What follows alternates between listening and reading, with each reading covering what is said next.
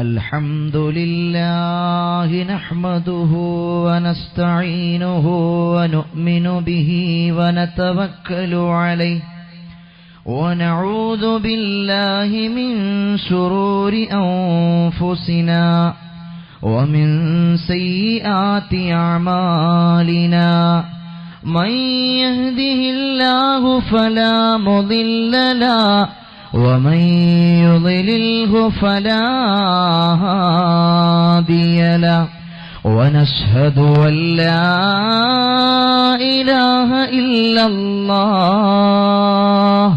وحده لا شريك له ونشهد أن محمدا عبده ورسوله أرسله بالهدى ودين الحق ليظهره على الدين كله ولو كره المشركون أعوذ بالله من الشيطان الرجيم بسم الله الرحمن الرحيم إن الذي فرض عليك القرآن لرادك إلى معاد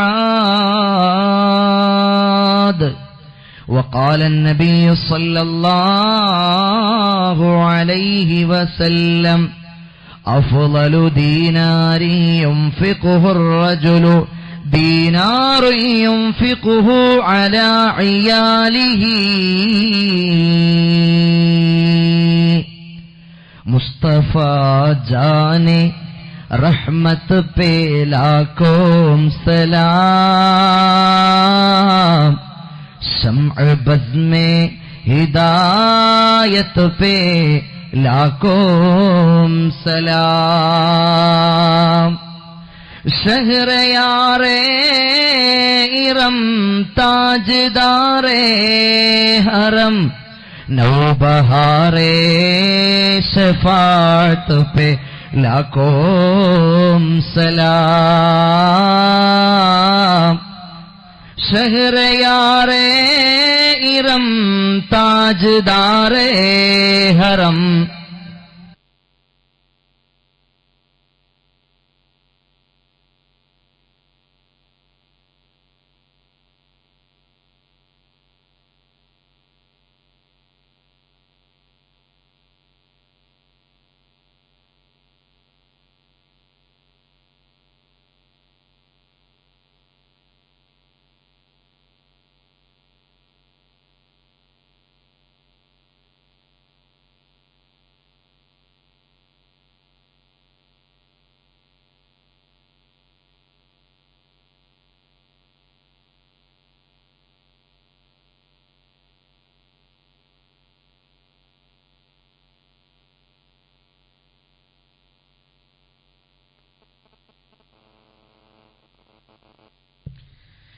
मुस्तफा जाने रहमत पे लाखों सलाम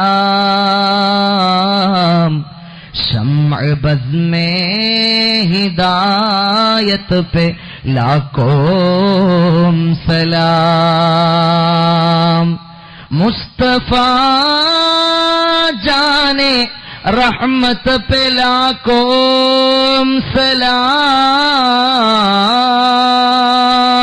शम्अ बज़ में हिदायत पे लाखों सलाम शहर यारे इरम ताजदारे हरम शहर यारे इरम ताजदारे हरम नौबहारे शफात पे लाखों सलाम शहर यारे इरम ताजदारे हरम नौबहारे शफात पे लाखों सलाम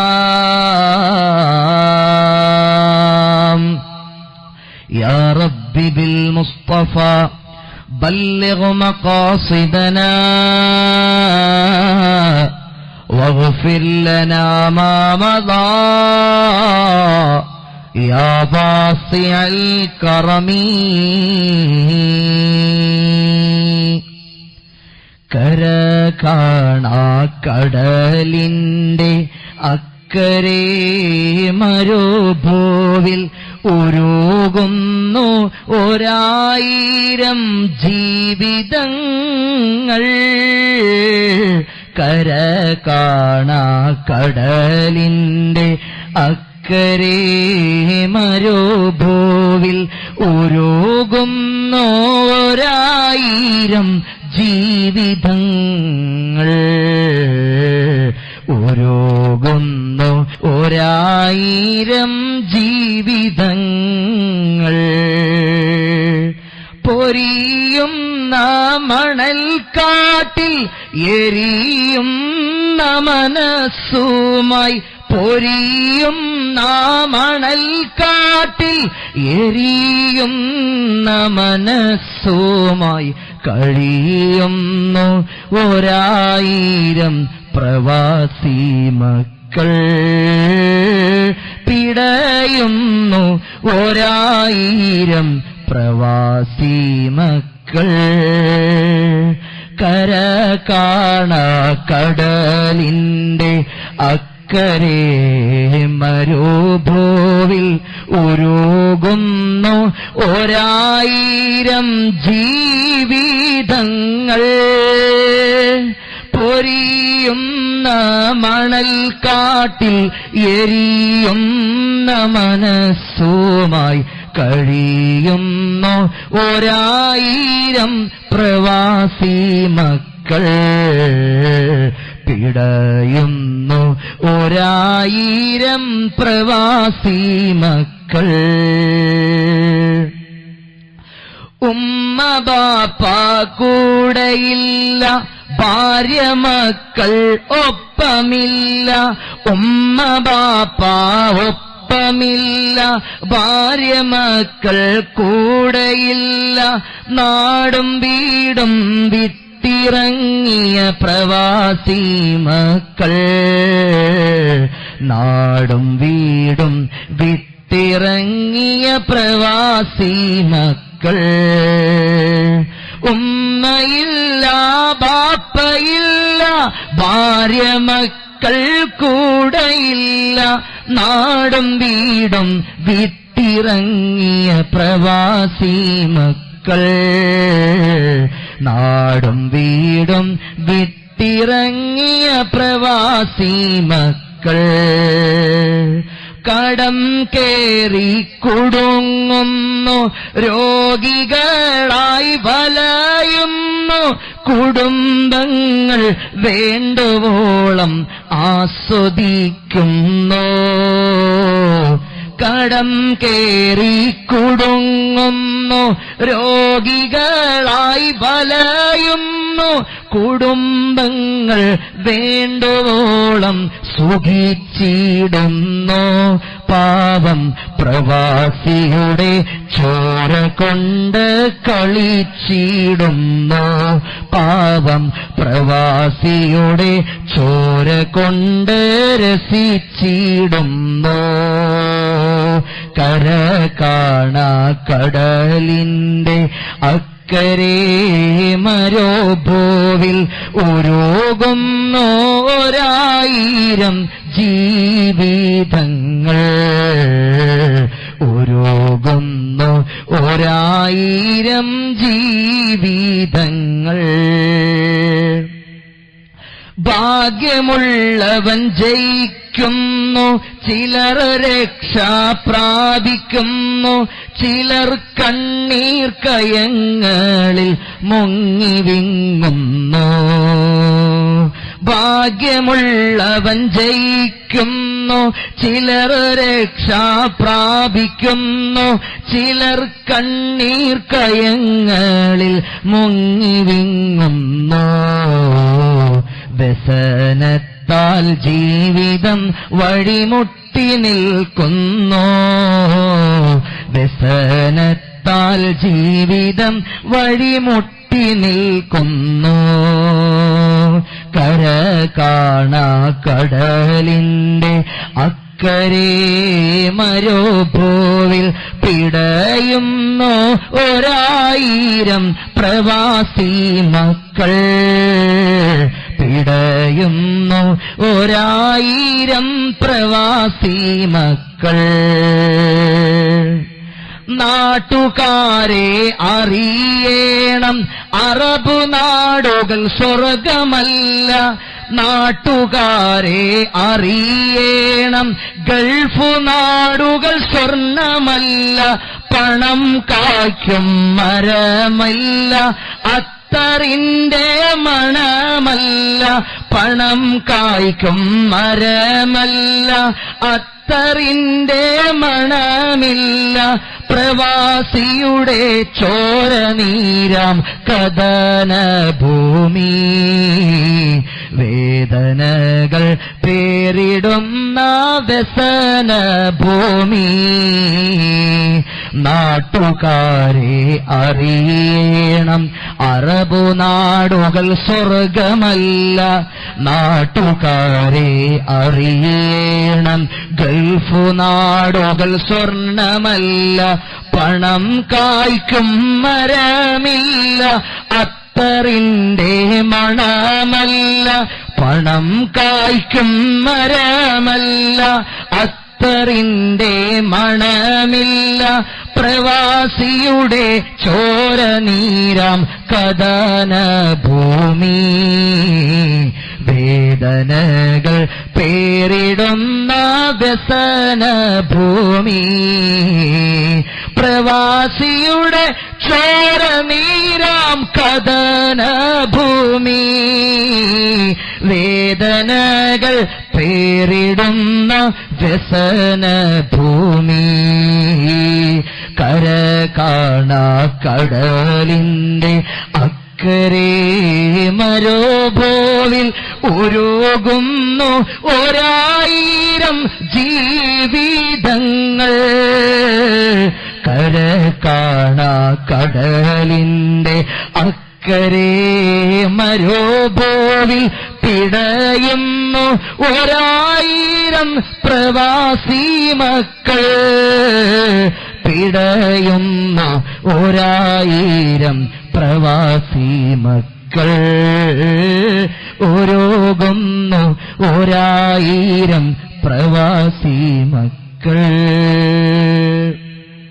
അൽഹംദുലില്ലാ, അല്ലാഹു റബ്ബുൽ ഇസ്സത്ത് സാധുക്കളായ നമ്മുടെ ഈ സംഗമം അവന്റെ അടുക്കൽ പൊരുത്തമുള്ള നല്ല സംഗമമായി നമ്മിൽ നിന്ന് കബൂലാക്കുമാറാകട്ടെ.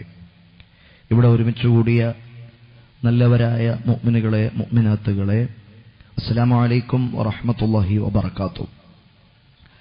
ഈ മജ്ലിസ് ഈ രാത്രിയിൽ നമ്മൾ ഒരുമിച്ചുകൂടിയതുപോലെ നമ്മുടെ പ്രിയപ്പെട്ട ഉമ്മവാപ്പമാർ, ഉസ്താദുമാർ, ഭാര്യ, മക്കൾ, ബന്ധുമിത്രാദികൾ, സ്നേഹജനങ്ങൾ, സഹപാഠി സുഹൃത്തുക്കൾ, സഹകാരികൾ, ഭക്ഷണം തന്നവർ, ദുആ വസിയത്ത് ചെയ്തവർ, നമ്മുടെ സ്ഥാപനങ്ങളെയും സംരംഭങ്ങളെയും സംഗമങ്ങളെയും സഹായിക്കുന്നവർ, നമ്മുടെ മജ്ലിസുകളിൽ ഒരുമിച്ച് കൂടുന്നവർ, നമ്മൾ മജ്ലിസുകളിൽ ചോദിക്കുമ്പോൾ നൽകുന്നവർ, നൽകിയവർ, നൽകാൻ കരുതിയവർ, എല്ലാവർക്കും സ്വർഗമുദ്ഘാടനം ചെയ്യുന്ന നേതാവ് മുഹമ്മദ് മുസ്തഫ സല്ലല്ലാഹു അലൈഹി വസല്ലമ തങ്ങളോടൊന്നിച്ച് സ്വർഗീയ ആരാമത്തിൽ സംഗമിക്കുവാൻ അല്ലാഹു ഈ സദസ്സ് ഒരു കാരണമായി നമ്മിൽ നിന്ന് കബൂലാക്കുമാറാകട്ടെ. ഈ രാത്രി നമ്മൾ ഒരുമിച്ചുകൂടിയ ഈ മജ്ലിസിന്റെ ഹുർമത്ത് കൊണ്ട്, ബറക്കത്ത് കൊണ്ട് ജീവിതത്തിൽ ചെയ്തുകൂട്ടിയ സകല തെറ്റുകുറ്റങ്ങളും അല്ലാഹു നമുക്ക് മാപ്പാക്കി തരുമാറാകട്ടെ.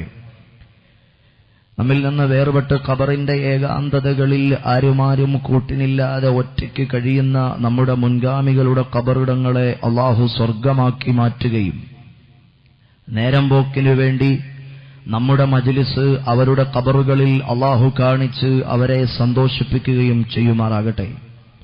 ഹക്ക് പോലെ പ്രവാസിയുടെ പ്രയാസങ്ങൾ, സങ്കടങ്ങൾ, കണ്ണുനീർ എന്ന ഈ വിഷയത്തെ നിങ്ങൾക്ക് മുന്നിൽ പറയാനും അത് ജീവിതത്തിൽ ഉൾക്കൊണ്ടുകൊണ്ട് നാളെ മുതൽ നല്ലൊരു ജീവിതം നയിക്കുവാനും അല്ലാഹു ഉതകുന്നതാക്കട്ടെ നമ്മുടെ ഈ മജ്ലിസ്.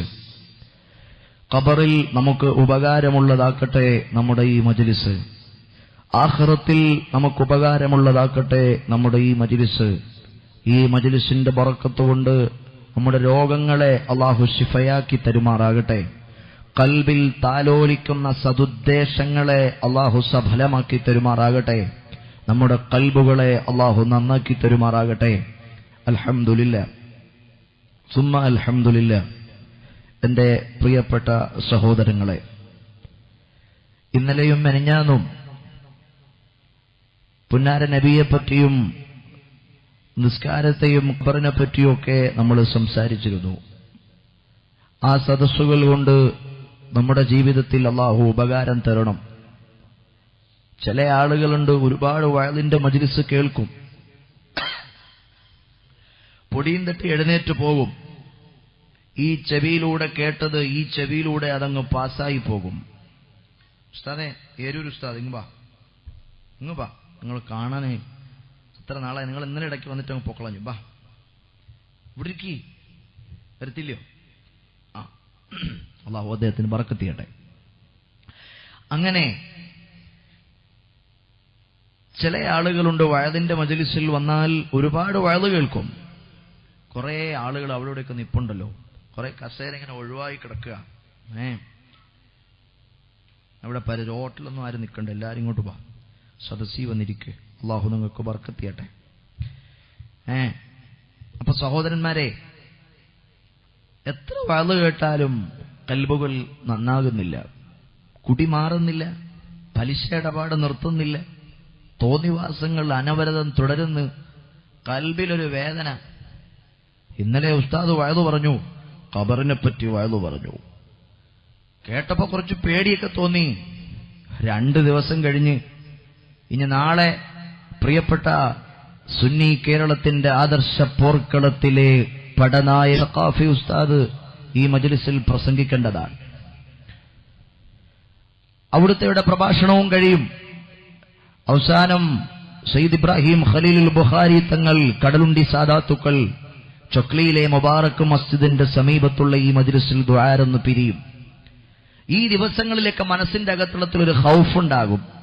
ഇന്നലെ ഉസ്താദ് വഅദി പറഞ്ഞു, മെനഞ്ഞാന്ന് മറ്റേ ഉസ്താദ് അങ്ങനെ പറഞ്ഞു, വയലത്തൂർ തങ്ങളുപ്പാപ്പ വന്നു പറഞ്ഞു. ഇങ്ങനെയൊക്കെ മനസ്സിനകത്തൊരു പേടിയും ഒരു ടെൻഷനും, ഒന്നുമില്ലെങ്കിൽ ഒരു പശ്ചാത്താപ വിചാരം എന്ന് പറയുന്നൊരു സംഗതിയുണ്ട്. എന്തുവാ പശ്ചാത്താപ വിചാരം? ഒരാൾ ഒരു തെറ്റ് ചെയ്യുമ്പോ, ഓ പടച്ചോനെ അത് ചെയ്തു പോയല്ല റബ്ബേ, അങ്ങനെ ഒരു വിചാരം. ഇതില്ലാത്തവൻ നരകക്കാരനാ. ഇവിടെ ഇരിക്കുന്ന ആളുകൾ നരകത്തിലേക്കാണോ സ്വർഗത്തിലേക്കാണോ തീരുമാനിക്കാൻ വെറും 2 കാര്യങ്ങൾ ഞാൻ പറയുന്നത് നിങ്ങൾ ശ്രദ്ധിച്ചാൽ മതി. എന്തുവാ? നമുക്കിപ്പോ മനസ്സിലാക്കാൻ വേണ്ടി പറയാ. കുറച്ച് കാര്യം മനസ്സിലാക്കിയാൽ മതി. നമ്മൾ നരകത്തിലേക്കാണോ, നമ്മൾ നരകത്തിന്റെ വിറകുകളാണോ, സ്വർഗത്തിന്റെ അവകാശികളാണോ എന്ന് മനസ്സിലാക്കാൻ വളരെ കുറച്ചു മതി. എന്തുവാ വേണ്ടേ? ഒരു അള്ളാഹുവിന് എതിരായത് എന്തെങ്കിലും ജീവിതത്തിൽ സംഭവിക്കുമ്പോ മനസ്സിനകത്ത്, ഓ ആ ഹറാമ ചെയ്തല്ലോ റബ്ബേ, അങ്ങനെ നോക്കിപ്പോയല്ലോ പടച്ചവനെ എന്നൊരു വിചാരമെങ്കിലും മനസ്സിനകത്ത് വരാത്തവൻ നരകത്തിന്റെ വിറകുകളിൽപ്പെട്ട വിറവാണ്. നരകത്തിന്റെ പതയങ്ങളിലൂടെ സഞ്ചരിക്കുന്നവനാണ്. മാത്രമല്ല, പുണ്യമാക്കപ്പെട്ട രാവുകൾ, പരിശുദ്ധ റമദാൻ, അതുപോലെ ശഅബാൻ. اللهم بارك لنا في رجب وشعبان وبلغنا رمضان وفقنا فيه للصيام والقيام وتلاوة القرآن എന്ന് ദുആരക്കാൻ മഹാന്മാർ നമ്മളെ പഠിപ്പിച്ചിട്ടുണ്ട്. ഇങ്ങനെയുള്ള പുണ്യമാക്കപ്പെട്ട ദിനങ്ങളിൽ, പ്രത്യേകിച്ച് പുണ്യമാക്കപ്പെട്ട ദിനങ്ങൾ വന്നപ്പോൾ നമ്മുടെ പ്രവർത്തനം എന്തായിരുന്നു? മോശപ്പെട്ട പ്രവർത്തനമായിരുന്നോ? മോശപ്പെട്ട പ്രവർത്തനമായിരുന്നോ? എന്നാൽ റമദാനിലെ 27-ാമത്തെ രാവ്, 21-ാമത്തെ രാവ്, 23-ാമത്തെ രാവ്, 25-ാമത്തെ രാവ്, 27-ാമത്തെ രാവ്, 29-ാമത്തെ രാവ് ഈ അങ്ങാടിയിലൂടെ തെണ്ടി നടന്നിട്ടുണ്ടെങ്കിൽ വിശുദ്ധ ഖുർആനെടുത്ത് മാറോട് ചേർത്ത് പിടിച്ചിട്ട് അള്ളാഹുവിന്റെ മുന്നിലേക്ക്, ദർബാറിലേക്ക് കരങ്ങൾ ഉയർത്തി പ്രാർത്ഥിച്ച് ചെയ്തുപോയ പരശതം പാപങ്ങൾക്ക് പടച്ചവന്റെ മുന്നിൽ കേണുകേണ് യാചിച്ച് മാപ്പിരന്ന് അള്ളാഹുവോട് ഏകാന്തമായി മുസല്ലായിലിരുന്ന പാതിരാത്രിയിൽ പൊട്ടിക്കരഞ്ഞ് നിലവിളിക്കേണ്ടതിനു പകരം പർച്ചേസ് നടത്താൻ പോയി, കറങ്ങി നടക്കാൻ പോയി, പെരുന്നാൾ ആഘോഷിക്കാൻ വേണ്ടിയേ ഗൾഫിൽ നിൽക്കുവല്ലേ ഭർത്താവ്, പെരുന്നാളിന് വേണ്ടി അയച്ചു 10,000, 10,000, 20,000, 50,000 അയച്ചു അടിച്ചു പൊളിക്കാൻ, ഭാര്യയ്ക്ക് പെരുന്നാൾ ആഘോഷിക്കാൻ. ആ പൈസയും കൊണ്ട് ചുറ്റിയടിച്ച് ഷോപ്പിംഗ് നടത്തിയിട്ടാണ് 29-ാമത്തെ രാത്രിയിൽ നീ ചെലവഴിച്ചതെങ്കിൽ പൊന്നു പെങ്ങളെ, നരകത്തിന്റെ വഴിത്താരകളിലൂടെയാണ്, സ്വർഗത്തിന്റെ പരിമളം പോലും നിനക്ക് കിട്ടൂല. നിസാഉൻ ഖാസിയാത്തുൻ ആരിയാത്തുൻ മുമീലാത്തുൻ റൂസിഹിന്ന കഅസ്ലിമത്തിൽ ബുഖ്തിൽ മായില ലാ യദ്ഖുൽനൽ ജന്നത വലാ യജ്ദിന റീഹഹാ. മുഹമ്മദ് മുസ്തഫ സല്ലല്ലാഹു അലൈഹി വസല്ലം തങ്ങൾ പഠിപ്പിക്കുകയാണ്. എന്തുവാ എന്റെ പ്രിയപ്പെട്ട ചെറുപ്പക്കാരാ, നീ സ്വർഗാവകാശിയാണോ അതല്ല നരകാവകാശിയാണോ എന്ന് നിനക്ക് തന്നെ ജീവിതത്തിൽ മനസ്സിലാക്കാനുള്ളൊരു കാര്യമാണ് പറഞ്ഞു തരുന്നത്. അല്ലാഹുവും റസൂലും ഇഷ്ടപ്പെട്ട പരിശുദ്ധമായ രാത്രികളിലും പകലുകളിലും നീ തോന്നിവാസങ്ങളോടാ ബന്ധപ്പെട്ടത്. സകാത്ത് കൊടുക്കാനല്ല, ദാനം കൊടുക്കാനല്ല, പാവങ്ങളെ സഹായിക്കാനല്ല, യതീം മക്കൾക്ക് ഭക്ഷണം കൊടുക്കാനല്ല, ഏകാന്തമായിരുന്ന പടച്ചവന്റെ ദർബാറിലേക്ക് കരങ്ങൾ ഉയർത്തി അല്ലാഹുവേ മാപ്പ്, പടച്ചവനെ മാപ്പ്, ചെയ്തുപോയ അപരാധങ്ങളിതാ ആരും കാണാത്ത പാതിരാത്രിയുടെ ഏകാന്തതയിൽ, നിശീദിനിയുടെ നിശബ്ദതയിൽ, ലോകം മുഴുവനും ഉറങ്ങുന്ന നേരത്ത് അടിമയായ ഞാനിതാ യജമാനനായ നിന്റെ ദർബാറിലേക്ക് കരങ്ങൾ ഉയർത്തി യാചിക്കുന്നു. മാപ്പു തരണേ അല്ലാ, മാപ്പു തരണേ അല്ലാ. അല്ലാഹുവും റസൂലും ഇഷ്ടപ്പെട്ട പരിശുദ്ധ രാവുകളിൽ സഹോദരാ, സഹോദരീ, നിനക്കത് ചെയ്യാൻ അവസരം കിട്ടിയിട്ട് നീ ചെയ്യാണ്ടിരുന്നിട്ടുണ്ടെങ്കിൽ നരകത്തിന്റെ പതയങ്ങളിൽ, സ്വർഗത്തിന്റെ അല്ല നരകത്തിന്റെ പതയങ്ങളിൽ നീ സഞ്ചരിച്ച് നിന്റെ ജീവിതത്തിലെ 21 വയസ്സുണ്ടല്ലോ, 23ഉം 28ഉം വയസ്സ് പ്രായമുണ്ടല്ലോ പൊന്നു പെങ്ങളെ, ഈ ആയുസ്സിലൂടെ മുഴുവനും നീ സഞ്ചരിച്ചത് നരകത്തിന്റെ, ആളിക്കത്തിക്കൊണ്ടിരിക്കുന്ന നരകത്തിന്റെ വക്കിലേക്കാണ്. പഠിപ്പിച്ചു തന്നോ മുഹമ്മദ് മുസ്തഫ സല്ലല്ലാഹു അലൈഹി വസല്ലം. ഞാൻ പ്രവാസികളുടെ പ്രയാസം പറയാൻ തുടങ്ങിയിട്ട് ആമുഖമായി ഈ വിഷയം പറഞ്ഞത് എന്തിനാണ്? മനസ്സിലാക്കാൻ വേണ്ടിയാ. ഒരുപാട് വയലിന്റെ സദസ്സുകൾ, ഇന്ന് വയലിന്റെ സദസ്സുകൾ ട്രെൻഡുകളാണ്. ഗാനമേള കേൾക്കുന്ന ലാഘവത്തോടെ, ഒരു സിനിമ കണ്ട സാറ്റിസ്ഫാക്ഷനോടെ വയലിന്റെ മജ്‌ലിസിൽ നിന്ന് എഴുന്നേറ്റു പോകുന്ന ചെറുപ്പക്കാരാ, എങ്ങനുണ്ടായിരുന്നു മുസ്ലിയാരുടെ പ്രസംഗം? അളിയാ, അടിപൊളിയായിരുന്നു. എന്തൊരു വിറ്റ അടിച്ചത്. ചിരിച്ച് കണ്ണിലും വെള്ളമില്ല. അത്തൊരവസ്ഥയായി എന്നൊരഭിപ്രായം പറഞ്ഞിട്ട് പൊടിയും തട്ടി എഴുന്നേറ്റങ്ങ് പോയാൽ,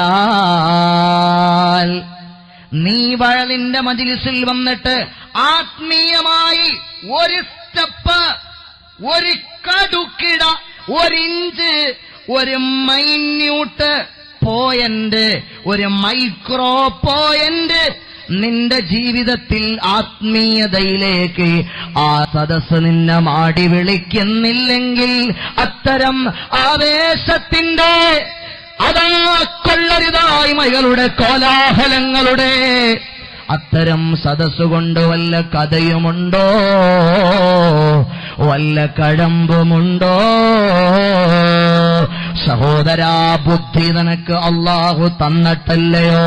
ചിന്തിക്കാൻ വേണ്ടി പറയുകയാ, ആലോചിക്കാനും മനസ്സിലാക്കാനും വേണ്ടി പറയുകയാണ്. അല്ലാഹു തൗഫീഖ് തരട്ടെ. അതാദ്യം പറഞ്ഞത് എന്തിനാണ്? വയലിന്റെ മജ്‌ലിസുകളിൽ വന്നിട്ട് ഇങ്ങനെ പൊടിയും തട്ടി എഴുന്നേറ്റ് അഭിപ്രായവും പറഞ്ഞ് പോകാനുള്ളതല്ല. ചില ആളുകൾക്ക് അങ്ങനെയാ, അയാള് കൊള്ളത്തില്ലടാ, വെറുതെ 2 മണിക്കൂർ സമയം അങ്ങ് പോയെന്നല്ലാതെ യാതൊരു ഉപകാരവും ഉണ്ടായില്ല. അളിയാ, ഇന്നലെ ഞാൻ അപ്പുറത്ത് പോയിരുന്നു, ഒരു സിനിമ കണ്ട സാറ്റിസ്ഫാക്ഷനാ, ഒരു സീരിയല് കണ്ട സംതൃപ്തിയാ. പെങ്ങന്മാരെ, ഹാമിദ് യാസീൻ എപ്പോഴാ സിനിമാ പാട്ട് പാടുക, ഹാമിദ് യാസീൻ എപ്പോഴാ സിനിമാ കോമഡി പറയുക, സീരിയലിലെ കഥ പറയുന്നത് എപ്പോഴാന്ന് പ്രതീക്ഷിച്ച് കണ്ണൂരിലെ ചൊക്ലിയിൽ വയലിനേതെങ്കിലും പെങ്ങള് വന്നിട്ടുണ്ടോ? എഴുന്നേറ്റ് പോയാരേ, എഴുന്നേറ്റ് പോയാരേ. ഈ സദസ്സിൽ എന്റെ പ്രിയപ്പെട്ട മുഅ്മിനീങ്ങളെ, ആരംഭപ്പൂവിന്റെ പേരിൽ ഫാത്തിഹ ഓതിയിട്ടാണ് ഈ മജ്‌ലിസ് ആരംഭിച്ചത്. ഇത് സിനിമാ പാട്ട് പാടേണ്ട സദസ്സല്ല, തോന്നിവാസങ്ങൾ ആലപിച്ച് ജനങ്ങളെ തെറ്റിദ്ധരിപ്പിക്കേണ്ട സദസ്സല്ല. ഇൽമു പറയാം, ദീന് പറയാം, അതവർക്ക് എളുപ്പത്തിൽ മനസ്സിലാകുന്ന രീതിയിൽ പാട്ടുകൾ പാടാം. അതിന് സീരിയലിലെ കഥ പറയണ്ട, സിനിമ കഥ പറയണ്ട. അല്ലാഹു കാത്തുരക്ഷിക്കുമാറാകട്ടെ. അങ്ങനെ ഒരു ട്രെൻഡ് ഈ നവസമൂഹത്തിന്റെ ഹൃദയത്തിന്റെ അന്തരാളങ്കങ്ങളിൽ ആരൊക്കെ സൃഷ്ടിച്ചോ അവരൊക്കെയും പടച്ചവന്റെ കോടതിയിൽ സമാധാനം പറയേണ്ടി വരും. ഞാൻ ആധികാരികമായി പറയുക, ഇവിടെ ഒരുമിച്ച് കൂടിയ മനുഷ്യരെ, നിങ്ങളുടെ മണ്ഡലങ്ങളിൽ, പല മണ്ഡലങ്ങളിൽ പടച്ചവൻ മസ്തിഷ്കം വെച്ച് തന്നിട്ടുണ്ട്. ചിന്തിക്കാൻ വേണ്ടി പറയുക, ആലോചിക്കാനും വിലയിരുത്താനും വിചാരിക്കാനും, അതുകൊണ്ട് ജീവിതം നിർണയിക്കാനും വേണ്ടി പറയുകയാ. അല്ലാഹു അത്തരം ലഅനത്തുകളെ തൊട്ട് കാത്തു രക്ഷിക്കുമാറാകട്ടെ. അതെ, അതുകൊണ്ട് വയലിന്റെ മജ്‌ലിസിൽ വന്ന് വെറുതെ ഇങ്ങനെ എഴുന്നേറ്റ് പോയാൽ പോരാ, എന്തെങ്കിലുമൊക്കെ ഉൾക്കൊള്ളാൻ നമുക്ക് കഴിയണം. ഇന്ന് പ്രവാസികളുടെ സങ്കടങ്ങൾ എന്ന വിഷയത്തെ അധികരിച്ച് സംസാരിക്കുമ്പോൾ പ്രവാസികളുടെ പ്രയാസങ്ങൾ അനുഭവിക്കണം നിങ്ങൾ, അത് നിങ്ങൾ മനസ്സിലാക്കണം നിങ്ങൾ. എന്നിട്ട് അതനുസരിച്ചുള്ള ജീവിത ചുറ്റുപാടുകൾ എന്റെയും നിങ്ങളുടെ ജീവിതത്തിൽ നമ്മൾ കൊണ്ടുവരണം. ഇല്ലാതെ വെറുതെ കുറെ വയലിനിങ്ങനെ വന്ന് എഴുന്നേറ്റ് പോയാൽ എന്തുവാ സഹോദരങ്ങളെ? ഒന്നുമില്ല. നമ്മളെ സംബന്ധിച്ചിടത്തോളം 1.5 കോടി മലയാളികൾ കേരളത്തിലുണ്ട്. ഈ 1.5 കോടി മലയാളികൾക്ക് 10 സ്വകാര്യ ടെലിവിഷൻ ചാനലുകൾ, 10-20 പത്രങ്ങൾ പോരാ, 3 നെടുമ്പാശ്ശേരി, കരിപ്പൂര്, ട്രിവാൻഡ്രം, അങ്ങനെ വലിയ എയർപോർട്ടുകൾ, ഒരുപാട് എണ്ണിയാലൊടുങ്ങാത്ത വിദ്യാഭ്യാസ സ്ഥാപനങ്ങൾ, അതുപോലെ hyper speciality, multi super speciality ഹോസ്പിറ്റലുകൾ. ഇത്തരം കാര്യങ്ങളെല്ലാം എടുത്തു നോക്കിയാൽ നമ്മുടെ കേരളത്തിൽ ഒരു 10-40 വർഷം മുമ്പുണ്ടായിരുന്ന കേരളമല്ല ഇപ്പോൾ ഉള്ള കേരളം. ഇന്ത്യയിൽ മറ്റൊരുപാട് സ്റ്റേറ്റുകളുണ്ട്, നിങ്ങൾ അവിടെയൊക്കെ ഒന്ന് പോയി നോക്കണം. നമ്മുടെ കേരളം അത്തരം സ്റ്റേറ്റുകളിൽ നിന്നെല്ലാം വളരെ വ്യത്യസ്തമാണ്. കേരളത്തിന്റെ മുഖഛായയെയും പ്രതിച്ഛായയെയും മാറ്റിയെടുത്തത് എന്താണെന്ന് ചോദിച്ചാൽ, ആരാണെന്ന് ചോദിച്ചാൽ അതിനൊരേ ഒരു ഉത്തരമേ ഉള്ളൂ: ഗൾഫ് മലയാളികൾ, പ്രവാസികൾ. പ്രവാസികളുടെ പണം കൊണ്ടാണ് ഞാൻ ഈ പ്രഭാഷണം നടത്തുന്ന ചൊക്ലിയിലെ മുബാറക് മസ്ജിദിന്റെ സമീപത്തുകൂടി ഇവിടെ ഒരുമിച്ച് കൂടിയിരിക്കുന്ന സഹോദരങ്ങൾ ഓരോരുത്തരും ഒന്ന് നടന്നു നോക്ക. ഒരു 10 കിലോമീറ്റർ ചുറ്റളവിൽ ഉയർന്നു നിൽക്കുന്ന വലിയ വലിയ കൊട്ടാര സമാനങ്ങളായ വീടുകൾ മുഴുവനും ആരുടെ കാശുകൊണ്ടുണ്ടാക്കിയതാ, ആരുടെ വിയർപ്പ് തുള്ളികൾ ഒഴുക്കിയിട്ടുണ്ടാക്കിയതാ? പാവപ്പെട്ട പ്രവാസിയുടെ വിയർപ്പിന്റെ അംശം ഉയർന്നു നിൽക്കുന്ന ഈ ചൊക്ലിയിൽ, ഈ മാഹിയിൽ, ഈ തലശ്ശേരിയിൽ, ഈ വടകരയിൽ ഉയർന്നു നിൽക്കുന്ന എല്ലാ കെട്ടിടങ്ങൾക്കും പറയാനുള്ളത്, മരിപ്പറമ്പുകളിൽ പ്രയാസമനുഭവിച്ച് ചുടുകാറ്റനുഭവിച്ച് വളരെ ഉഷരമായ ആ വലിയ ചൂടനുഭവിച്ച് കട്ടപ്പാടും അധ്വാനവും നടത്തി ചോരം നീരാക്കി അധ്വാനിച്ച് സമ്പാദിച്ച പാവപ്പെട്ട പ്രവാസിയുടെ കഥകളാണ് ഈ ഉയർന്നു നിൽക്കുന്ന കേരളത്തിലെ വലിയ ഡെവലപ്മെന്റുകൾക്ക് പറയാനുള്ളത്. സംശയമില്ല സഹോദരങ്ങളെ, കണക്കുപ്രകാരം 25 ലക്ഷം പേര് പ്രവാസികളായിട്ട് ഇന്ത്യ രാജ്യത്തുണ്ട്. 25 ലക്ഷം ആളുകൾ ഇന്ത്യ രാജ്യത്ത് പ്രവാസികളായി മറ്റിതര രാജ്യങ്ങളിൽ കഴിയുകയാണ്. അതിൽ 15 ലക്ഷം ആളുകളും മലയാളികളാണ്. 15 ലക്ഷം ആളുകളും മലയാളികളാണ്.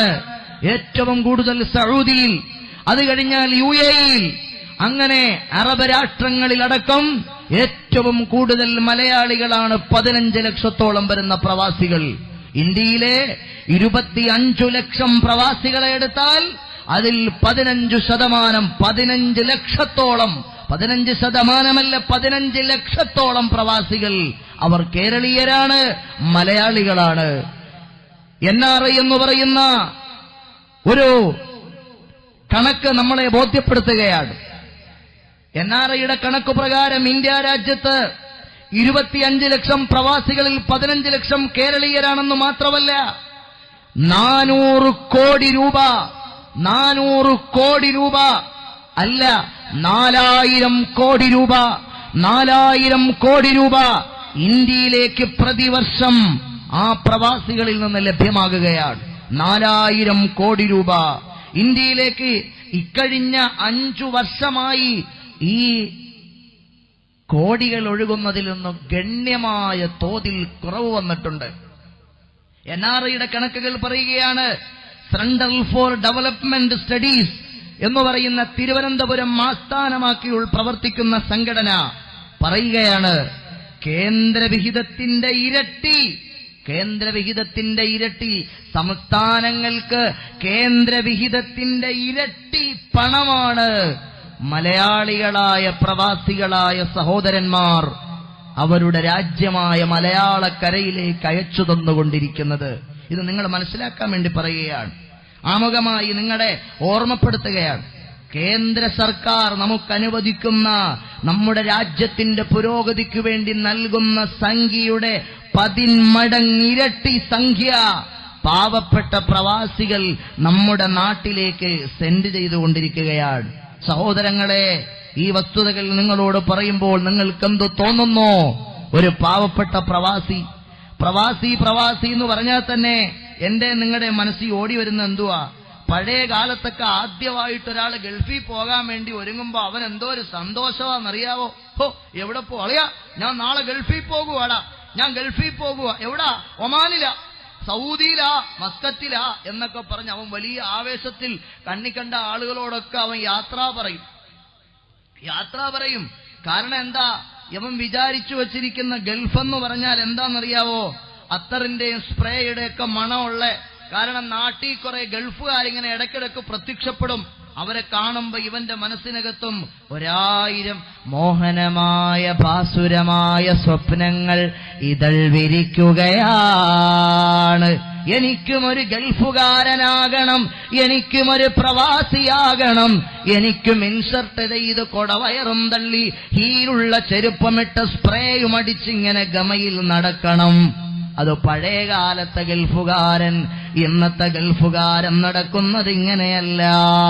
അവൻ കൊടവയറും തള്ളി അതുപോലെ ഇൻഷർട്ടും ചെയ്ത് ഷൂവും പാന്റുമൊന്നുമല്ല, വലിയ ഫോർച്യൂണർ കാറിനകത്ത് ഏതോ ആഫ്രിക്കൻ വനാന്തരങ്ങളിൽ താമസിക്കുന്ന ആദിവാസികൾ പോലും ലജ്ജിക്കുന്ന കുറെ വസ്ത്രങ്ങൾ അവിടെ ഇറങ്ങിയ, ഇവിടെ കേറിയ, ഇവിടെ മുറിഞ്ഞ, അവിടെ വെട്ടിയ, മുടിയെല്ലാം ഇങ്ങനെ സ്പെയ്ക്കടിച്ചു വെച്ച് മേലോട്ട് അതാ വെട്ടാൻ പോകുന്ന മരപ്പോത്തിന്റെ കൊമ്പ് മാതിരി ഒരു കൊമ്പുണ്ടാക്കി വെച്ച് ഒരു വല്ലാത്ത കോലത്തിൽ ഇന്ന് പ്രവാസികൾ പ്രത്യക്ഷപ്പെടുന്ന കാലമാണ്. പ്രവാസികൾ മാത്രമല്ല, കുറെ ആളുകൾ നമ്മുടെ നാട്ടിൽ ഇത് കണ്ടിട്ട് കുറെ ആളുകൾ അങ്ങനെ. സഹോദരന്മാരെ, ഗൗരവമുള്ള വിഷയമാണ്. ആലോചിക്കാൻ വേണ്ടി പറയാണ്. പഴയ കാലത്തൊക്കെ ആളുകളുടെ മനസ്സിന്റെ അകത്തളത്തിൽ എന്തോ ഒരു രസവാ. കാരണം ഈ ഒന്നിനും കൊള്ളാതെ നാട്ടിൽ നടന്നവൻ ഒരു സുപ്രഭാതത്തിൽ കയറി അങ്ങ് ഗൾഫിൽ പോകും. ഗൾഫിൽ പോയിട്ട് തിരിച്ചു വരുമ്പോഴത്തേക്കും ആളുകളൊക്കെ അവനെ കാണുമ്പോ എന്തോ ഒരു ബഹുമാനവാ. ഓടി വന്ന് കുറെ ആള് കെട്ടിപ്പിടിക്കുന്നു, മുത്തം വെക്കുന്നു. ഇന്നലെ വരെ കണ്ടിട്ടൊന്ന് തിരിഞ്ഞു പോലും നോക്കാത്തവനായിരുന്നു. ഇന്ന് നോക്കിയേ, ഓടി വന്ന് കെട്ടിപ്പിടിക്കുന്നു, മുത്തം തരുന്നു. അളിയാ, എപ്പോഴും വന്നതാ, നീ എവിടാ, നിന്നെ കാണാതായിട്ട് കുറെ നാളായല്ലോ, അങ്ങ് തടിച്ചു പോയല്ലോ, ആളാകെ അങ്ങ് ഗ്ലാമർ ആയല്ലോ എന്നൊക്കെ പറഞ്ഞ് അപ്രീഷിയേറ്റുകൾ, അഭിനന്ദനങ്ങൾ, അഭിപ്രായങ്ങൾ എല്ലാരും മൈൻഡ് ചെയ്യാണ്. പള്ളിയിലോട്ട് നേരത്തെ പോയാലോ, പള്ളിയിലോട്ട് കയറുന്ന നേരത്തെ പറയും, സെക്രട്ടറി ആണെങ്കിലും പ്രസിഡന്റ് ആണെങ്കിലും പള്ളി സ്ഥിരമായിട്ടിരിക്കുന്ന ആളുകളാണെങ്കിലും പറയും, ദേ അവൻ മുമ്പവൻ വന്നാ പറയും, അവൻ ആരാന്നറിയാവോ, അവൻ ഭയങ്കര കുഴപ്പക്കാരനാ, അവൻ ഈ നാട്ടിൽ പ്രശ്നക്കാരനാ, അങ്ങനെയൊക്കെ പറഞ്ഞുകൊണ്ടിരുന്ന ആളുകളാ. ഇവൻ പള്ളിയിലോട്ട് കയറി, പ്രവാസിയായതിനു ശേഷം ഒരു പള്ളിയിലോട്ട് കയറി വന്നപ്പോ ആളുകളൊക്കെ അങ്ങ് എഴുന്നേറ്റ് ബഹുമാനിക്കാൻ തുടങ്ങി അവനെ.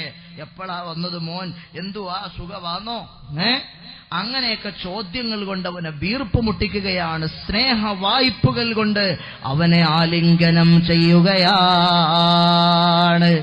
എന്റെ പ്രിയപ്പെട്ട സഹോദരാ,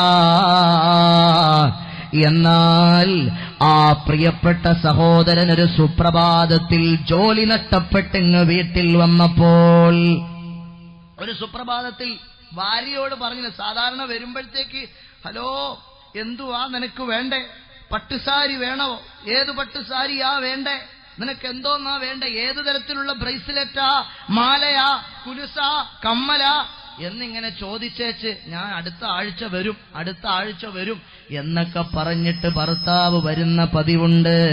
അവൾക്കു വേണ്ടി കുറെ കെട്ടും പാണ്ഡവും കുറെ ലഗേജുകളും എടുത്തിട്ട് വരുന്ന ഭർത്താവ് ഒരു ദിവസം ഒരു കോളിംഗ് ബെല്ലടിക്കുകയാണ്. ഡോറ് പോയി ഓപ്പണാക്കി നോക്കിയപ്പോ ഉണ്ട് ഭർത്താവ് വീട്ടിന്റെ മുന്നിൽ നിൽക്കുന്നു. എന്തുവാ പറ്റിയേ? കയ്യിലൊരു പെട്ടി, ചെറിയൊരു പെട്ടി മാത്രമേ ഉള്ളൂ. ഇത് ഭാര്യയ്ക്ക് വിശ്വസിക്കാൻ പറ്റിയില്ല. കണ്ണെങ്ങനെ തുറന്നിട്ടൊന്നുകൂടി അടച്ചു തുറന്നു നോക്കി. സ്വപ്നവാന്നോ കാണുന്നത്? കണ്ണിന്റെ ഷട്ടറുകൾ വീണ്ടും വീണ്ടും അടച്ചു തുറന്നു നോക്കി. യാഥാർത്ഥ്യം തന്നെ, തന്റെ ഭർത്താവ് തന്നെ മുമ്പിൽ നിൽക്കുന്നത്. എന്തോ പട്ടി കെട്ടിയോനെ, ഇതെന്തോ സംഭവിച്ചു കെട്ടിയോനെ. അപ്പൊ പറഞ്ഞു, നിത്താക്കാത്ത മോളെ, നിത്താക്കാത്ത, എന്നെ അവിടുന്ന് പുറത്താക്കിപ്പോയി, ഇനി അങ്ങോട്ട് ഗൾഫ് നാടുകളിൽ പോകണ്ട. ഈ ഭാര്യയെ വേണ്ട. പിന്നെ അവനെ നാട്ടുകാരും ബഹുമാനിക്കത്തില്ല. പിന്നെ നേരത്തെ ഉള്ള ബന്ധുക്കളും സ്വന്തക്കാരും. മുമ്പ് ഞാൻ ഗൾഫിന്നവധിക്ക് വന്നപ്പം മുമ്പിലും പിമ്പിലും ആള്, മുത്തായ കെട്ടിയോൾക്കും കൂട്ടുകുടുംബക്കാർക്കെന്നോട് സ്നേഹത്തിൻ ഹാല്. മുമ്പ് ഞാൻ ഗൾഫിന്നവധിക്ക് വന്നപ്പം മുമ്പിലും പിമ്പിലും ആള്, മുത്തായ കെട്ടിയോൾക്കും കൂട്ടുകുടുംബക്കാർക്കെന്നോട് സ്നേഹത്തിൻ ഹാല്. എന്തൊരിഷ്ടമാണെന്നറിയാവോ? ഞാൻ മുമ്പ് ഗൾഫിൽ നിന്ന് വന്ന എന്റെ പെണ്ണും പിള്ളയ്ക്ക് എന്നോടുണ്ടായിരുന്നത്. എന്തൊരു സ്നേഹമാണെന്നറിയാവോ? ഞാൻ മുമ്പ് ഗൾഫിൽ നിന്ന് വന്ന എന്റെ ബന്ധുക്കൾക്കുണ്ടായിരുന്നത്. വാപ്പ പിന്നെ വിളിക്കുന്നത് പൊന്നുമോനേന്നാ, ഉമ്മ വിളിക്കുന്നത് കരളേന്നാ, ഭാര്യ വിളിക്കുന്നത് ചക്കരവാവേന്നാ. ബന്ധുക്കളും സ്വന്തക്കാർക്കുമൊക്കെ പ്രത്യേകമായൊരു സ്നേഹമായിരുന്നു. പെട്ടെന്നൊരു നാളിൽ വിസയും തീർന്നിട്ട് ഞാനിങ്ങ് നാട്ടിലെത്തി. കെട്ടിയോൾക്കും കുട്ടിയോൾക്കും നാട്ടാർക്കും വീട്ടാർക്കും ഞാനൊന്നു വേണ്ടാതായി. പെട്ടെന്നൊരു നാളിൽ വിസയും തീർന്നിട്ട് ഞാനിങ്ങ് നാട്ടിലെത്തി. കെട്ടിയോൾക്കും കുട്ടിയോൾക്കും നാട്ടാർക്കും വീട്ടാർക്കും ഞാനൊന്നു വേണ്ടാതായി. പണ്ടത്തെ ഗൾഫെന്ന് പരിഹസിച്ചെല്ലാരും എന്നെ വഷളാക്കി. പണ്ടത്തെ ഗൾഫെന്ന് പരിഹസിച്ചെല്ലാരും എന്നെ വഷളാക്കി. പിന്നെ ആരും കണ്ടിട്ടും മിണ്ടുന്നില്ല. ബന്ധുക്കൾക്ക് പഴയതുപോലെ സ്നേഹമില്ല. ആങ്ങളമാരുടെ പെങ്ങന്മാര് ഫോൺ വിളിക്കുന്നില്ല. പെങ്ങന്മാരെ കെട്ടിയ അളിയന്മാര് ഫോൺ വിളിക്കുന്നില്ല. അയൽക്കാര് കമ്പനി അടിക്കാൻ വരുന്നില്ല. പിരിവുകാര് വരുന്നില്ല. എല്ലാവർക്കും മനസ്സിലായി അത് ഓൾഡ് ഗൾഫാ, പൊട്ടിപ്പൊളിഞ്ഞ് പാളീസായി വന്നിരിക്കുക. ഇനി അതിന്റെ അടുത്ത് നമ്മൾ വല്ലതും ചോദിക്കാൻ പോയാ 1,000 റുപ്യ കടം തരാവോ, 50,000 റുപ്യ കടം തരാവോ എന്നും പറഞ്ഞ് നമ്മളെ ഇങ്ങോട്ട് ചോദിച്ചാൽ നൊമ്പരിക്കല്ലെടാ അളിയാ, നിന്റെ പെങ്ങള് ഖദീജയെ കെട്ടിയ സുലൈമാനാ വിളിക്കുന്നത്. എനിക്കൊരു നല്ല 30,000 രൂപ വിലയുള്ള മൊബൈൽ ഫോൺ വേണോടാ എന്ന് വിളിച്ചു പറഞ്ഞ നേരത്ത് അളിയാ അടുത്ത ആഴ്ച നിനക്ക് സെൻഡ് ചെയ്യാമെന്ന് പറഞ്ഞിട്ട് അവനതാ അടുത്ത ആഴ്ച തൊട്ടടുത്ത റൂമിൽ നിന്ന് നാട്ടിൽ പോകുന്നവന്റെ കയ്യിൽ ആ പ്രവാസിയായ സഹോദരൻ ഏതോ കൺസ്ട്രക്ഷൻ ഫീൽഡിൽ പോയി കിടന്ന് ചോര നീരാക്കി അധ്വാനിച്ച ദീനാറുകളും ദിർഹമുകളും ഫുലൂസുകളും കൊടുത്ത് തന്റെ പ്രിയപ്പെട്ട അളിയൻ വിളിച്ചു പറഞ്ഞ ഏറ്റവും ക്വാളിറ്റിയുള്ള മൊബൈൽ ഫോൺ വാങ്ങിക്കൊടുത്തിട്ടുണ്ട്. ഇന്നവൻ പൊട്ടിപ്പാളീസായി വന്നിരിക്കുകയാ. അളിയൻ ആ പരിസരത്തോട്ട് പോലും അടുക്കുന്നില്ല. പെങ്ങളെ കാണുന്നില്ല. ഇടയ്ക്ക് പെങ്ങളെ വീട്ടിൽ പോയി ബെല്ലടിച്ചു നോക്കി പെങ്ങള് കതവ് പോലും തുറക്കുന്നില്ല. ആരുമാരുമില്ലാത്ത ഒരു ശ്മശാന മൂകതയായിരുന്നു പെങ്ങളുടെ വീട്ടിൽ കാണാൻ കഴിഞ്ഞത്. കാരണം പെങ്ങൾക്കറിയാം ഇവൻ പൊട്ടിപ്പൊളിഞ്ഞ് പോക്കറ്റും കീറി വന്നിരിക്കുക. നമ്മുടെ അടുത്ത് വന്നു വല്ല പൈസയും കടം ചോദിച്ചാലോ എന്ന് ചിന്തിച്ചവളും മാറി നിൽക്കുകയാണ്. സഹോദരങ്ങളെ, ഇങ്ങനെ എത്രയെത്ര ഗൾഫുകാരുടെ കഥന കഥകളാ. ഇങ്ങനെ ഉണ്ടായിരുന്നു ഗൾഫ്. ഇപ്പോഴല്ലേ തിരുവനന്തപുരത്ത് എയർപോർട്ട് വന്നത്, ഇപ്പോഴല്ലേ കോഴിക്കോട് എയർപോർട്ട് വന്നത്, ഇപ്പോഴല്ലേ മംഗലാപുരത്ത് എയർപോർട്ട് വന്നത്. നെടുമ്പാശ്ശേരിയിലും കരിപ്പൂരിലും തിരുവനന്തപുരത്തും മംഗലാപുരത്തുമൊക്കെ എയർപോർട്ട് ഇപ്പൊ വന്നതല്ലേ. അതിനു മുമ്പും പ്രവാസികൾ ഉണ്ടായിരുന്നു ഇവിടെ. അവരെങ്ങനാ ഗൾഫിൽ പോയത്? ബോംബായിൽ പോകും. എങ്ങനെ? ബോംബായിൽ. ഇന്ന് നിങ്ങൾ കേട്ടിട്ടുണ്ടോ? മുംബൈ എന്ന് പറയുന്ന നാട്ടിൽ ഇവിടെ നിന്ന് ട്രെയിനിൽ കയറി പോകും. അല്ലെങ്കിൽ മദ്രാസ്, ചെന്നൈയിൽ പോകും. അവിടെ പോയിട്ട് കപ്പലിൽ യാത്ര ചെയ്ത് പ്രവാസികളായവർ സഹോദരങ്ങളെ, ആ പഴയ കാലഘട്ടത്തിൽ ഇവിടെയുള്ള താടി നരച്ച ഉപ്പാപ്പമാരിൽ പല ഗൾഫുകാരോടും ചോദിച്ചു നോക്ക്, അവരുടെ വിഷമങ്ങൾ എത്രയായിരുന്നുവെന്ന്, അവരുടെ വേദനകൾ എത്രയായിരുന്നുവെന്ന്. ഇന്ന് നിങ്ങളുടെ കാറിൽ ഇവിടെ നിന്ന് വീട്ടിൽ നിന്ന് പുറപ്പെട്ട് എയർപോർട്ടിലേക്ക് പോകുമ്പോൾ നിങ്ങൾക്ക് ചിലർക്ക് വേദനയില്ല, ചിലർക്ക് വിഷമങ്ങളില്ല. അവർ അടിച്ചു പൊളിക്കാൻ വേണ്ടി പോകുന്ന ലാഘവത്തോടെ പോകുകയാണ്. കാരണം എന്താണ്? പല പ്രവാസികളായ സഹോദരങ്ങളും, ഞാൻ നെഗറ്റീവ് പറയുകയല്ല, ഞാൻ കുറ്റം പറയുകയല്ല, പരാതിയും കംപ്ലൈന്റും പറഞ്ഞ് വിഷമിപ്പിക്കുകയല്ല. പല പ്രവാസികളും ഇന്ന് ഗൾഫ് നാടുകളിൽ പോകുന്നത് എന്തിനാണ്? അടിച്ചു പൊളിക്കാനാണ്. കുടിക്കാനാണ്, വ്യഭിചരിക്കാനാണ്, നിശാ ക്ലബ്ബുകളിൽ അതാ കൂത്താട്ടം നടത്താനാണ്. കാരണം അവിടെ നോക്കാൻ ബാപ്പയില്ല, അവിടെ കാണാൻ ഉമ്മയില്ല, അവിടെ മനസ്സിലാക്കാൻ ഭാര്യയില്ല, അവിടെ അറിയാൻ സഹോദരങ്ങളില്ല. അവിടെ തിരക്കുപിടിച്ച ജീവിതത്തിനിടയിൽ സ്വന്തം ഡ്യൂട്ടിയുമായി ബന്ധപ്പെട്ട് ഓരോരുത്തരും അങ്ങ് ഇറങ്ങിത്തിരിക്കും. ഒരു റൂമിൽ 10 പേരുണ്ടായാൽ ആ 10 പേരും റൂമിന് പുറത്തിറങ്ങിയാൽ പിന്നെ എവിടേക്കാണ് ഇവർ പോകുന്നതെന്ന് 10 പേർക്കും പരസ്പരം അറിവുണ്ടാകില്ല. അവന് കുടിക്കേണ്ടവന് കുടിക്കാം, പിടിക്കേണ്ടവന് പിടിക്കാം, പണിയെടുക്കേണ്ടവന് പണിയെടുക്കാം. അധ്വാനിച്ച് കുടുംബത്തോടും നാട്ടുകാരോടും ജീവിതത്തോടും അള്ളാഹുവോടും റസൂലിനോടും കടപ്പാടുള്ളവന് അതനുസരിച്ച് ജീവിക്കാം. അങ്ങനെ ഒരു ഗൾഫ് ഇന്നുണ്ട്, അങ്ങനെയൊരു പ്രവാസ ജീവിതം ഇന്നുണ്ട്. ഞാൻ ഈ അടുത്ത സമയത്ത് പരിശുദ്ധ റമദാനിൽ ഒമാനിൽ പോയിരുന്നു. മത്രയിലും റോവിയിലും പിന്നെ സോഹാറിലുമടക്കം ഒമാനിലെ മസ്കറ്റിനടുത്തുള്ള ഏകദേശം ഭാഗങ്ങളിൽ ഞാൻ കറങ്ങിയിട്ടുണ്ടായിരുന്നു.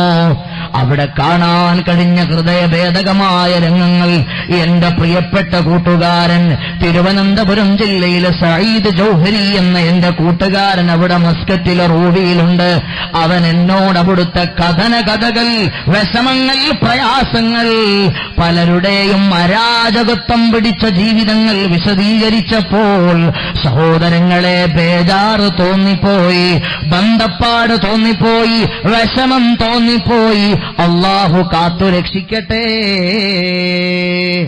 എന്നാൽ നല്ല പ്രവാസികളായ സഹോദരന്മാരുണ്ട്, കുടുംബത്തോട് ആത്മാർത്ഥതയുള്ള, മക്കളെ ആത്മാർത്ഥമായി സ്നേഹിക്കുന്ന, തന്റെ പ്രിയപ്പെട്ട ഉമ്മയോടും വാപ്പയോടും ഭാര്യയോടും കടപ്പാടിന്റെ ബോധമുള്ള പ്രവാസി. അവൻ ആത്മാർത്ഥമായി അള്ളാഹുവിനെ പേടിക്കുന്നവനാണ്, റസൂലുള്ളാഹിനെ ഇഷ്ടപ്പെടുന്നവനാണ്. അങ്ങനെയുള്ള നല്ല പ്രവാസിയായ സഹോദരൻ ഇവിടെ നിന്ന് ഗൾഫിലേക്ക് ലീവിന് വന്നിട്ടങ്ങ് പോയാൽ അവന്റെ കൽബ് വേദനിക്കുകയാണ്. 3 വയസ്സ് പ്രായമുള്ള പൊന്നുമോള് ഒക്കെ തിരിപ്പുണ്ട്. തന്റെ 7 വയസ്സ് പ്രായമുള്ള പൊന്നുമോൻ എയർപോർട്ടിലേക്ക് യാത്ര ചെയ്യുന്ന വാഹനത്തിന്റെ വലതുഭാഗത്ത് തന്റെ ശരീരത്തോട് ചേർന്നിരിപ്പുണ്ട്. തന്റെ വലതുഭാഗത്ത് തന്റെ പ്രിയപ്പെട്ട പ്രിയതമാ, എന്റെ പ്രിയപ്പെട്ട പ്രണയ പ്രേയസനിതാ എന്നെ പിരിഞ്ഞ് കരകാണാ കടലിന്റെ അക്കരെ ഏതോ അറബ് നാട്ടിൽ ജീവിതത്തിന്റെ രണ്ടറ്റങ്ങളും കൂട്ടിമുട്ടിക്കാൻ വേണ്ടി എന്റെ വീട്ടിൽ നിന്ന് യാത്ര തിരിക്കുകയാണ്. ഇനി എത്ര വർഷങ്ങൾക്ക് ശേഷമാണ് മടങ്ങി വരിക? ഇനി എത്ര വർഷങ്ങൾക്കും സമയങ്ങൾക്കും കാത്തിരിപ്പുകൾക്കും ശേഷമാണ് മടങ്ങി വരിക എന്ന വിഷമത്തിലും വ്യസനത്തിലും പ്രയാസത്തിലും കണ്ണീരോടെ എയർപോർട്ടിന്റെ ഫ്രണ്ടിൽ നിന്ന് ആ എൻട്രി പാസിലേക്ക് പാസേജ് വഴി അങ്ങോട്ട് കടന്നു ചെല്ലുമ്പോൾ സഹോദരങ്ങളെ 7 വയസ്സുള്ള പൊന്നുമോൻ ഇങ്ങനെ ഉപ്പാടെ മുഖത്ത് നോക്കുകയാണ്. ഉപ്പ പോകുവാണോ? 4 വയസ്സുള്ള പൊന്നുമോള് ഉപ്പാനോട് ചോദിക്കുന്നു, ഉപ്പ പോകുവാണോ? പോകാൻ മനസ്സില്ല മോളെ, പോകാൻ മനസ്സില്ല മോനെ. പ്രവാസിയുടെ ഭാര്യ കരഞ്ഞു കലങ്ങിയ കണ്ണുമായി, വിങ്ങുന്ന ഹൃദയവുമായി, തപിക്കുന്ന മനസ്സുമായി, എന്റെ പ്രിയപ്പെട്ട ഇക്കാ, നിങ്ങൾ എന്നെ പിരിഞ്ഞിട്ട് അകലെ അകലെ കയ്യെത്താത്ത, കണ്ണെത്താത്ത, കാതെത്താത്ത ദൂരത്തിൽ എവിടേക്കോ യാത്ര തിരിക്കുകയാണല്ലേ എന്ന കഥനഭാരത്താൽ, ദുഃഖഭാരത്താൽ, വ്യസനഭാരത്താൽ ആ പെങ്ങളും എയർപോർട്ടിൽ തന്റെ ഭർത്താവിനെ യാത്രയയക്കാൻ നിൽക്കുകയാണ്.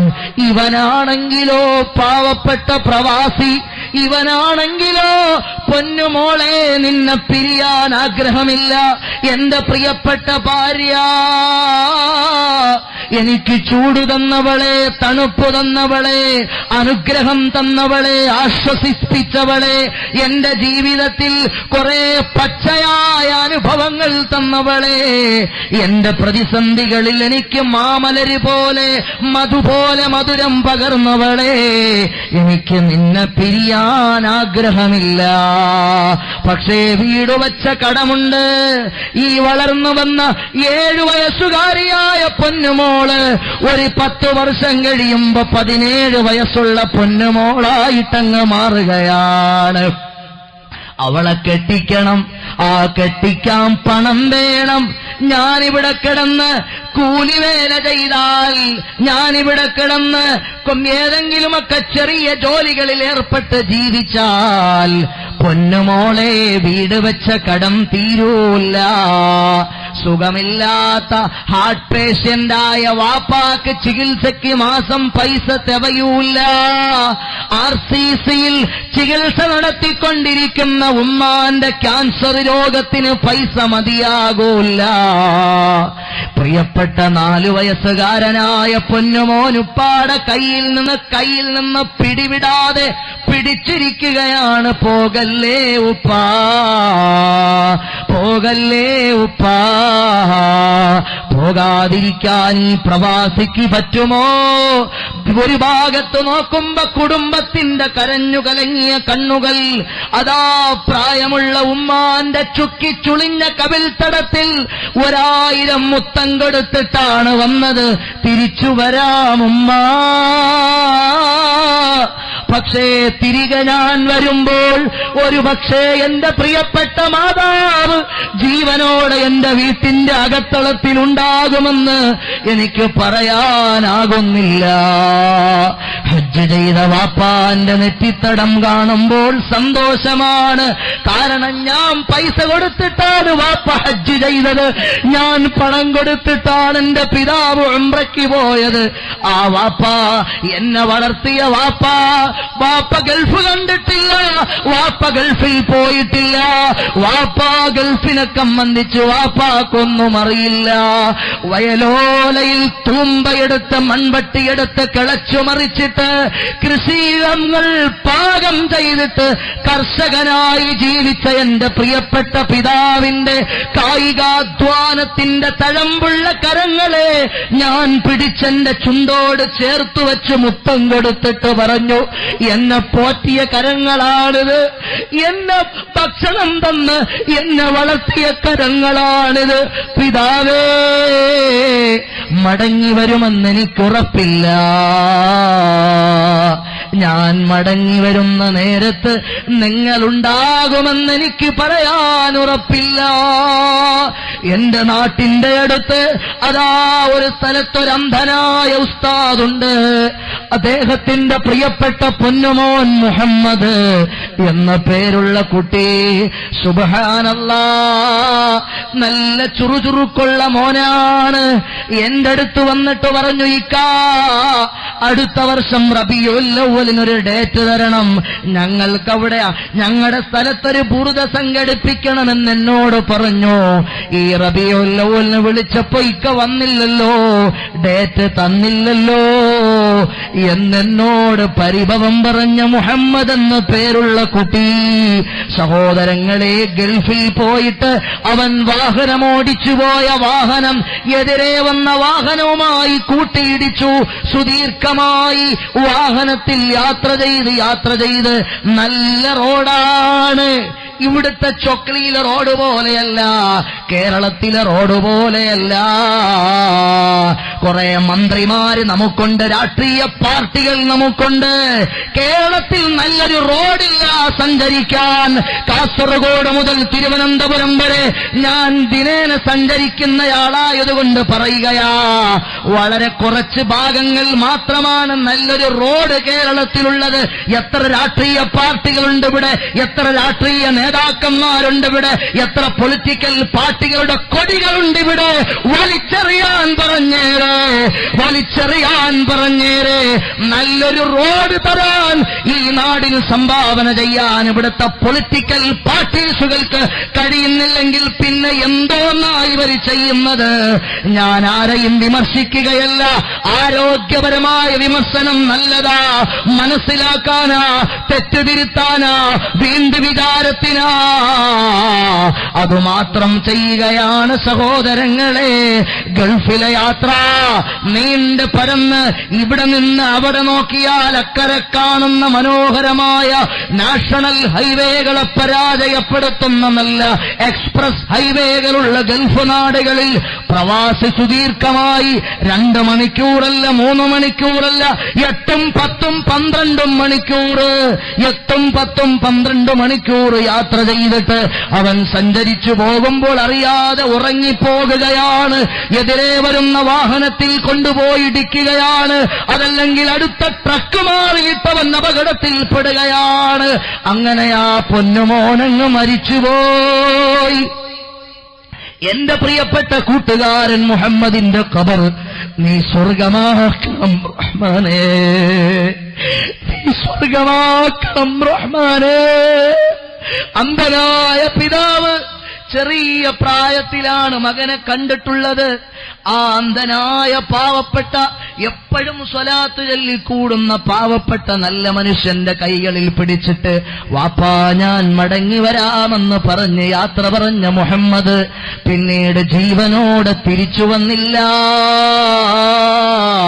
അവന്റെ ജനാസയാണ് വന്നത്. സഹോദരന്മാരെ, ഞാൻ റമദാനിൽ ഒമാനിൽ പോയപ്പോൾ സോഹാർ എന്ന് പറയുന്ന സ്ഥലത്തേക്ക് ഞാൻ സഞ്ചരിക്കാൻ അവിടുത്തെ എന്റെ പ്രിയപ്പെട്ട ഉസ്താദ് ഷഫീഖ് ബുഖാരി കൊല്ലം അവിടുന്ന് എന്നെ ഏർപ്പെടുത്തി തന്നത് നമ്മുടെ SSF കാരനായൊരു സിറാജിന്റെ പ്രവർത്തകന്റെ വാഹനത്തിലാണ്. ഞാനിങ്ങനെ വാഹനത്തിൽ കയറി യാത്ര ചെയ്തു. ഷംസുദ്ദീൻ എന്ന് പേരുള്ള പ്രവർത്തകനോട് ഞാൻ ചോദിച്ചു, എത്ര മണിക്കൂറാ ഡെയിലി വണ്ടി ഓടിക്കുക? സുബ്ഹാനല്ലാഹ്, കണ്ടിന്യൂസ് ആയിട്ട് 13ഉം 14ഉം മണിക്കൂർ ദിനേന വണ്ടി ഓടിക്കുന്ന, കാർ ഡ്രൈവ് ചെയ്യുന്ന ഷംസുദ്ദീൻ എന്ന സിറാജിന്റെ പ്രവർത്തകനെ, SSFന്റെ പ്രവർത്തകനെ എനിക്ക് കാണാൻ കഴിഞ്ഞു. അവന് കെട്ടിപ്പിടിച്ചു മുത്തം കൊടുത്തിട്ട് പറഞ്ഞു, എല്ലാ മജ്‌ലിസിലും നിനക്ക് വേണ്ടി ഞാൻ ദ്വാരക്കുമെന്ന്. സഹോദരങ്ങളെ, അപകടങ്ങളെപ്പറ്റി ഞാൻ കൈ ഉയർത്തി ദ്വാരക്കുന്ന നേരത്ത് എന്റെ മനസ്സിലോടി വരുന്നത് ശംസുദ്ദീന്റെ മുഖമാണ്.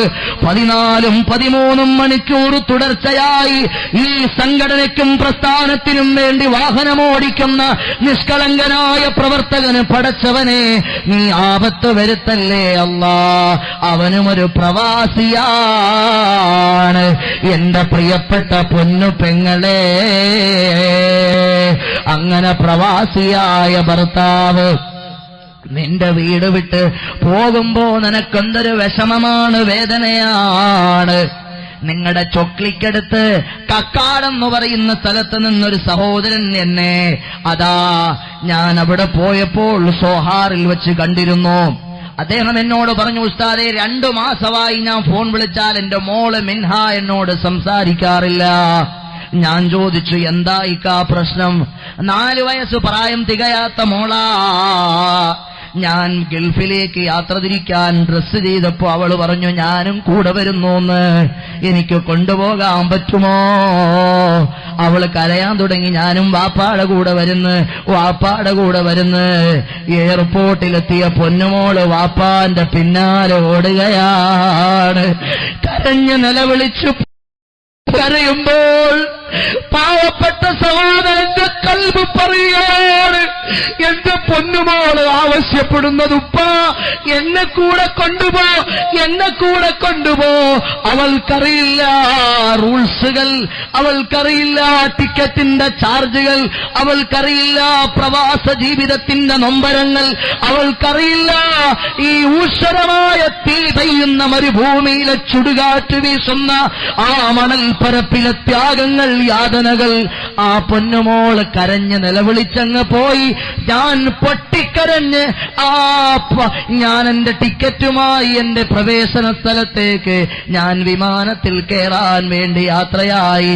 ഇവിടെ വന്നിട്ട് ഞാൻ മോളെ ഫോൺ വിളിച്ചപ്പോ അവള് പറഞ്ഞു, ഞാൻ ഉപ്പാനോട് മിണ്ടത്തില്ല, എനിക്ക് ഉപ്പായോട് പിണക്കവാ. ഉസ്താദേ, എന്റെ മോളെ മനസ്സൊന്നു മാറാൻ വേണ്ടി, അവള് ചെറിയ കുട്ടിയല്ലേ, അവളെന്നോട് പിണങ്ങിയാൽ എനിക്ക് പ്രശ്നമാ. അവളുടെ വർത്താനം കേൾക്കാൻ എനിക്ക് താല്പര്യമുണ്ട്, അവളുടെ സംസാരം കേൾക്കാൻ എനിക്ക് കൊതി തോന്നുന്നു. ആ മോളൊന്ന് വർത്തമാനം പറഞ്ഞു കിട്ടാൻ വേണ്ടി ദ്വാരക്കണേ എന്ന് പറഞ്ഞ 50 വയസ്സ് തികഞ്ഞ 20 കൊല്ലമായി മരുപ്പറമ്പിൽ പാവപ്പെട്ട കഷ്ടപ്പെടുന്ന പാവപ്പെട്ട പ്രവാസിയായ സഹോദരൻ എന്റെ കയ്യിൽ പിടിച്ച് കരഞ്ഞതെനിക്ക് ഓർമ്മ വരികയാണ്. അയാൾ വളരെ പ്രയാസത്തിലാണ് ഇപ്പോൾ ഉള്ളത്. ഇന്നും എന്നെ വിളിച്ചിരുന്നു, നല്ലത് ജോലി കിട്ടാൻ വേണ്ടി ദ്വാരക്കാൻ പറഞ്ഞു. ഞാൻ ചോദിച്ചു, 20 കൊല്ലമായിട്ട് നിങ്ങൾക്ക് ഇതുവരെ നല്ല ജോലി കിട്ടിയില്ലേ? അയാൾ എന്നെയും കൊണ്ട് നടന്നുപോയി. സഹോദരങ്ങളെ, ഒരു കഫ്തീരിയ കാണിച്ചു തന്നു, ഒരു ഹോട്ടൽ റെസ്റ്റോറന്റ് കാണിച്ചു തന്നു. എന്നിട്ട് പറഞ്ഞു, ആ റെസ്റ്റോറന്റ് എന്റേതാണ് ഉസ്താദേ, ഞാനാണതിന്റെ 75% ഡെവലപ്മെന്റുകൾ ചെയ്തത്, എന്റെ പൈസയാണ് അവിടെ 75% മുടക്കിയിട്ടുള്ളത്. ഇപ്പൊ അവിടെ അത് നടത്തുന്നത് എന്റെ സ്വന്തം അനുജനാണ്. അവൻ ഫാമിലി അടക്കം അവിടെയുണ്ട്. അവൻ എന്നെ പുറത്താക്കിയിരിക്കുകയാണ്. അർബാബുമായി അവൻ ക്ലോസിലാണ്, അടുപ്പത്തിലാണ്. തെറ്റിദ്ധരിപ്പിച്ച് പണത്തിന് വേണ്ടി സ്വന്തം സഹോദരനെ പുറത്താക്കിയ അനുജന്മാരെന്താ മോനെ, ആഖിറത്തിൽ നിനക്ക് സ്വർഗം മേടിക്കണ്ടേടാ മോനെ. സഹോദരങ്ങളെ, ഈ പാവപ്പെട്ടവൻ വിളിച്ചിട്ട് പറയുന്ന, ഇപ്പോഴും ഞാൻ കഷ്ടപ്പെടുകയാണ്, ലോഡെടുക്കുകയാണ് ഉസ്താദേ, നല്ലൊരു ജോലി